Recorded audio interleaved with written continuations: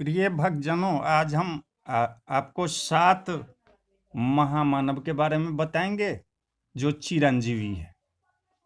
यदि इन 7 महामानवों का नित्य स्मरण किया जाए तो शरीर में कोई रोग नहीं होंगे, शरीर के सारे रोग समाप्त हो जाएंगे और हमारी आयु जो है वो 100 वर्ष से ऊपर की होगी।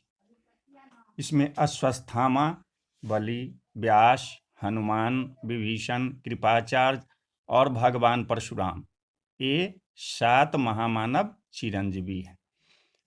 आइए जानते हैं कि इन 7 महामानवों के बारे में, जिनके बारे में माना जाता है कि वो पृथ्वी पर आज भी जीवित हैं। योग में जिन अष्ट सिद्धियों की बात कही गई है वे सारी शक्ति इनमें विद्यमान है। यह सब किसी न किसी वचन, नियम या शाप से बंधे हुए हैं और ये जो महामानव जो हैं ये सभी दिव्य शक्तियों से संपन्न है। इसमें एक में है भगवान परशुराम। भगवान परशुराम विष्णु के 6ठे अवतार हैं। परशुराम के पिता ऋषि जमदग्नि और माता रेणुका थी। माता रेणुका ने 5 पुत्रों को जन्म दिया, जिनके नाम क्रमशः वसुमान, वसुसेन, वसु, विश्वासु तथा राम रखे गए। राम ने शिवजी को प्रसन्न करने के लिए कठोर तप किया था। शिवजी तपस्या से प्रसन्न होकर राम को अपना एक परशु दे दिया, माने एक फरसा दे दिया। इस वजह से राम जो हैं वो परशुराम कहलाने लगे। इनका जन्म हिंदी पंचांग के अनुसार वैशाख मास के शुक्ल पक्ष की तृतीया को हुआ था। भगवान परशुराम राम के पहले हुए थे, लेकिन वे चिरंजीवी होने के कारण राम के काल में भी थे। परशुराम ने 21 बार पृथ्वी से समस्त क्षत्रिय राजाओं का अंत किया था। और बलि, राजा बलि के दान की चर्चे दूर दूर तक थे। देवताओं पर चढ़ाई करके राजा बलि ने इंद्रलोक पर अधिकार कर लिया था। बलि सतयुग में भगवान वामन अवतार के समय हुए थे। राजा बलि के घमंड को चूर करने के लिए भगवान ने ब्राह्मण का भेष धारण कर राजा बलि से 3 पग धरती दान में मांगी थी। राजा बलि ने कहा कि हाँ, आपकी इच्छा हो 3 पैर रख दो। तब भगवान ने अपना विराट रूप धारण कर 2 पगों में ही तीनों लोक नाप लिए और तीसरा पग बलि के सर पर रखकर उन्हें पाताल लोक भेज दिया। शास्त्रों के अनुसार राजा बलि भक्त प्रहलाद के वंशज है। राजा बलि से श्री हरि अति प्रसन्न थे। इसी वजह से श्री विष्णु राजा बलि के द्वारपाल भी बन गए थे। हनुमान, अंजनी पुत्र हनुमान को भी अजर अमर रहने का वरदान मिला हुआ है।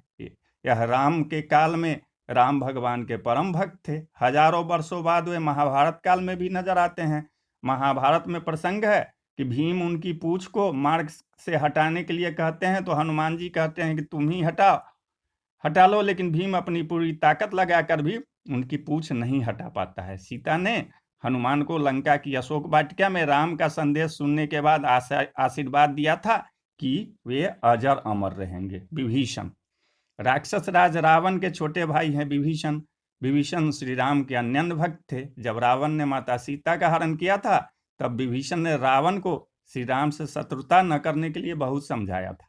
इस बात पर रावण ने विभीषण को लंका से निकाल दिया था और विभीषण श्री राम की सेवा में चले गए और रावण के अधर्म को मिटाने में धर्म का साथ दिया। ऋषि व्यास, ऋषि व्यास जिन्हें वेद व्यास के नाम से भी जाना जाता है।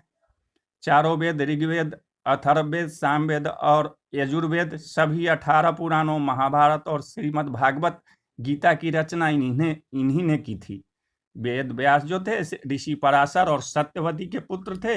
इनका जन्म जमुना नदी के एक द्वीप पर हुआ था और इनका रंग श्यामला था। इसी कारण एक कृष्ण द्वैपायन कहलाए। इनकी माता ने बाद में शांतनु से विवाह किया, जिनसे उनके 2 पुत्र हुए, जिनमें बड़ा चित्रांगद युद्ध में मारा गया और छोटा विचित्रवीर था जो संतानहीन मर गया।